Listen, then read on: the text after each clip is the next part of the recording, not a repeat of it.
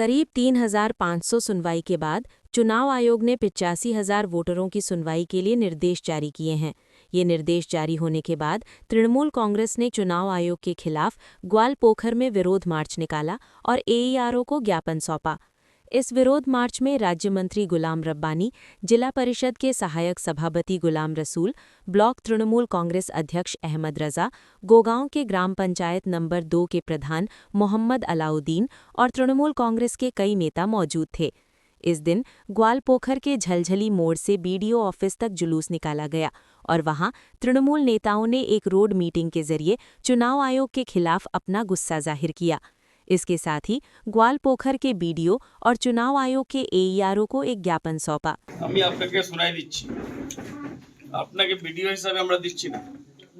আপনি যেহেতু এআরও হিসেবে আমরা একটা ডেপুটেশন দিলাম আপনাকে। 30 Goalpur assembly constituency submission of memorandum for hearing of illegal discrepancy cases under special intensive revision SIR. We wish to draw your kind attention regarding the medically unfit personnel, daily wages workers and daily hawkers who are unable to attend the hearing for the so-called logical discrepancy. Due to cases are in reality the result of data entry errors, legal digitalization issues and software related mistakes originating within the election commission's own systems rather than any fault or omission on the part of the electors. Treating these cases as suspect and subjecting electors to compulsory hearing on the basis is procedurally unjust, administratively unsound and legal untenable.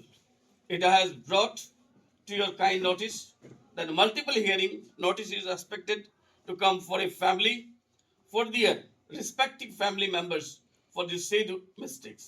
You are therefore requested to make a suitable provision during the hearing for such cases to attend by any fault adult members of the respective family instead of elector presently staying out of the state.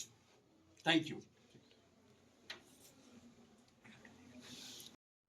কেন হয়েছে?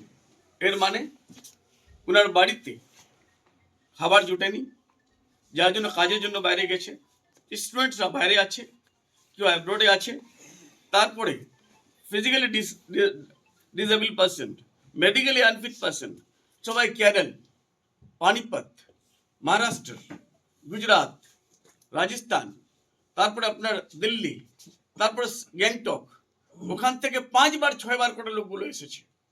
আসার সত্ত্বেও form আমরা জমা করেছি। Form জমা করার পর ফর্মগুলো যখন আমরা জমা করেছি দুইটা অ্যাপসে জমা হয়েছে।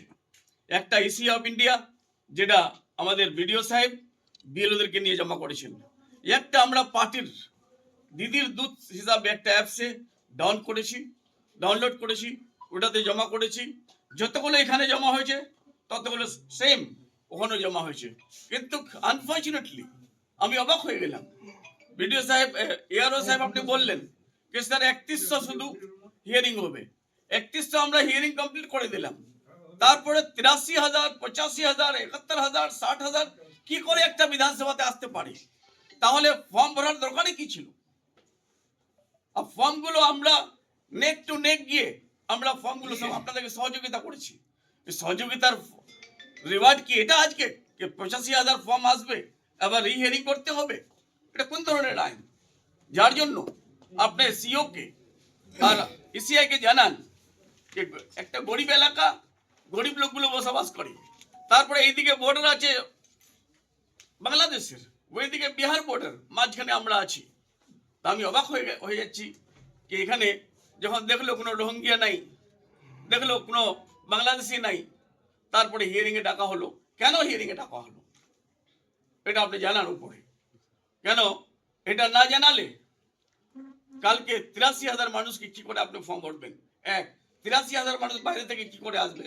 2, যদি গভর্নমেন্ট ট্রেন দিয়ে দেয়, হেলিকপ্টার দিয়ে দেয়, ফ্লাইট দিয়ে দেয়, তার মানে নিশ্চয় কিন্তু বারবার খরচা করতে পারবো না আমরা।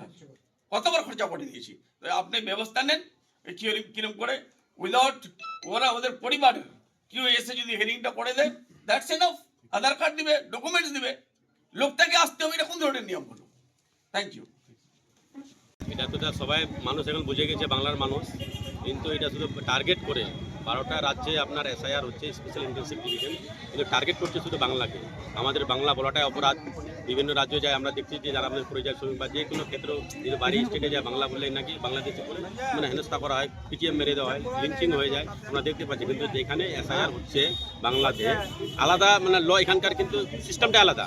এখানে মাইক্রো অবজারভার বসানো হয়ে গেছে, কিন্তু অন্য স্টেটে আমরা দেখলাম ইউপিতে 2,87,00,000 লোকের নাম কিন্তু ওখান থেকে ডিলিট হয়ে গেছে, বাদ দেওয়া হয়েছে, যে খসড়া তালিকা যেটা বের হয়েছে। কিন্তু আমরা এখানে দেখলাম অনেকগুলো ফেচামি করছিল এখানকার যারা এলওপি আছেন, যারা বিজেপির যারা নেতৃত্ব আছেন, এরা কিন্তু বলছিল 1,32 লাখের মতন লোক রোহিঙ্গা বাংলাদেশে এখানে আছে, কিন্তু সেটা তো পারছে না। তারপরে কিন্তু যখন দেখা গেলো এই যে আমাদের গল্প করে 3213টার মধ্যে লোক এখানে একটা নোটিশ করা হয়েছিল হিয়ারিংয়ের জন্য, 8 তারিখ অবধি লাস্ট ছিল। তারপরে আমরা দেখছি 8 তারিখে রাত্রিবেলায় আবার লজিক্যাল ডিসক্রিপেন্সি বলে বিওএল অ্যাপের মাধ্যম থেকে, আর আমাদের যে ERO আছেন ওনার নাকি সবার লগইনে চলে এসেছে, আবার 85,000 লোককে আবার ডাকা হবে নোটিশ করে। এখানে মানে লজিক্যাল ডিসক্রিপেন্সি বলে কারো হয়তো নাম নিয়ে একটু মিস্টেক আছে, হয়তো স্পেলিং নিয়ে মিস্টেক আছে, মানে মাইনের যেগুলো মানে একটু আছে আর কি, ওইগুলো ভুলের জন্য কিন্তু বিভিন্ন রাজ্যে কাজের মানে ক্ষেত্রে কেউ গেছে, কেউ হয়তো ট্রিটমেন্টের জন্য গেছে, কেউ পার্সোনালি কোন জন্য গেছে। যদি আজকে নোটিশটা পেয়ে দাদা, তারপরে যদি বলে কি 2-3 দিন পরে তোমাকে এনে ভাই হিয়ারিংয়ের জন্য আসা হবে, আর যদি কেরালে কেউ থাকে ওখান থেকে আসতে নাই করে যদি ট্রেনে আসে 50 ঘন্টার মতো সময় লাগবে, আর 2 দিনে কেমন করে চলে আসবে? এটা হেনস্থা করা, টার্গেট করে বাঙালি বলে বাংলা আমরা বলে কিন্তু এটা হেনস্থা করা হচ্ছে। Election commission of India Gyanesh Kumar নাই, উনি ভ্যানেশ কুমার। 3,500 মানুষকে মানে হিয়ারিংয়ে আসার পরে দেখা গেছে হিমশিম খেয়েছে নির্বাচন কমিশনে যারা দায়িত্বে ছিলেন। এই 85,000 লোককে কীভাবে সামাল দিতে? সেটাই, এরা তো এটা নিয়ে আজকে আমাদের এখানে আমাদের MIC জনাব গোলাম নবী সাহেবের নেতৃত্বে আমরা এখানে ডেপুটেশন দিলাম ERO সাহেবকে। আমরা একটা দাবি রেখেছিলাম মানে 6টা পয়েন্টের মধ্যে, এখানে যেমন 3,500 যে অত হিমশিম হয়ে গেছে আমাদের। এটা মানে একটা জিপি আছে আপনার এখান থেকে 30 কিলোমিটার দূরে ডিস্টেন্সে আছে। আমরা দেখি অনেকগুলো আপনারাও যারা মিডিয়া ভাই আছেন দেখলেন, কারো মানে 70 বছর, 80 বছর, 90 বছর বয়স এরকম হয়ে গেছে, ও আসতে পারবে না, কিন্তু কীভাবে মানে করে এখানে আসা হয়েছে।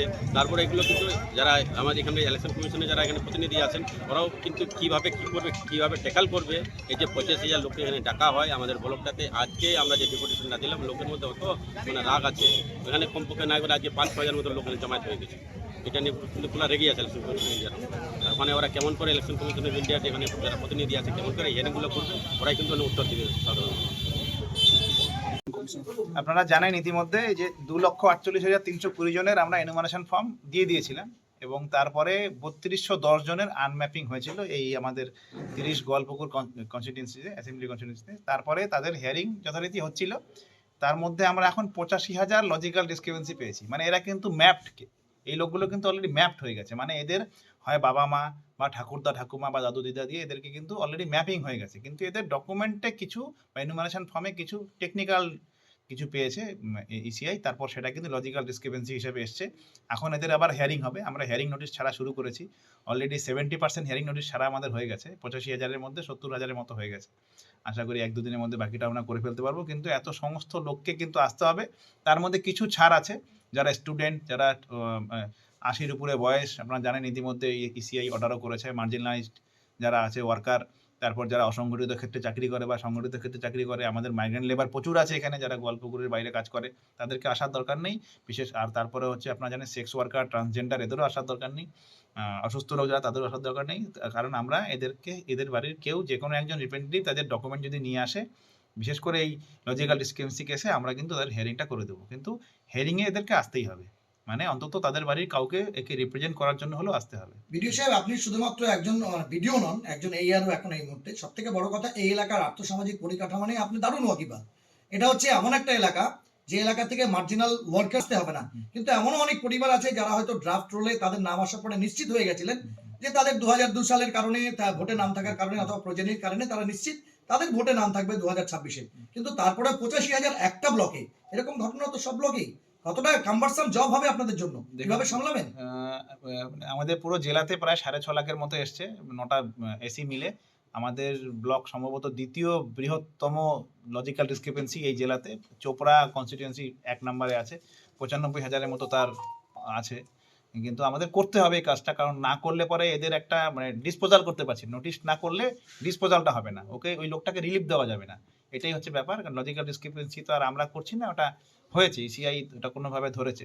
এখন সেটাকে কিন্তু আমাদেরকে ওই হিয়ারিং করেই করতে হবে। হ্যাঁ, লোকের একটা হ্যারাসমেন্ট হবে, কিন্তু কিছু করার নেই, কারণ ওই 3210 যখন আনম্যাপ ছিল সেক্ষেত্রেও করতে হয়েছে, এখন লজিক্যাল ডিসক্রিপেন্সি হয়েছে, এক্ষেত্রেও কিন্তু করতেই হবে। আজকে এই যেখানে এলাকার বিধায়ক 3200 লোক, রাজ্যের মন্ত্রী যেখানে- ক্যাবিনেট মন্ত্রী গ্রাম রব্বানি সবার আগে তো আমাদের এই এসি মানে আমরা যতগুলো এসি আছে আগে তো ডিইও সেটা দেখেন, ডিইও কন্ট্রোল করেন, ডিস্ট্রিক্ট ইলেকশন অফিসার। আমরা ডিইওর কাছে পাঠাবো, ডিইও স্যার যেমনভাবে মনে করবেন উনি সেভাবে সেটাকে অনওয়ার্ড ট্রান্সমিশন করবেন, উপর মহলে পাঠাবেন।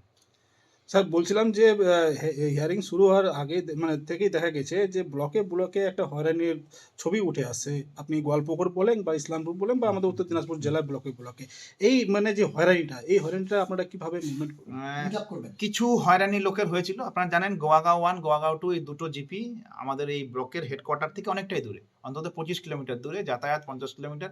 একটা লোক যদি যাতায়াত করে তার সে পক্ষে মানে সেই একটা মানে খুব ব্যয় সাপেক্ষ হয়ে যায়। আমরা কিন্তু সেক্ষেত্রে 4টে নতুন আরও সেন্টার যেখানে হিয়ারিং হবে প্রপোজ করেছি, যেমন ধরমপুর 1-2-র জন্য ধরমপুর হাই স্কুল, গোয়াগাঁও 1-2-র জন্য গোয়াগাঁও হাই স্কুল, এরকম করে আমরা শোলপাড়া হাই স্কুল নিয়েছি, শাহপুরেও শাহপুর হাই এপিএস স্কুল নিয়েছি, আমরা পাঞ্জিপাড়া এলা বক্স হাই স্কুলের নামও প্রপোজ করেছি, আজকেই পাঠিয়েছি আমরা।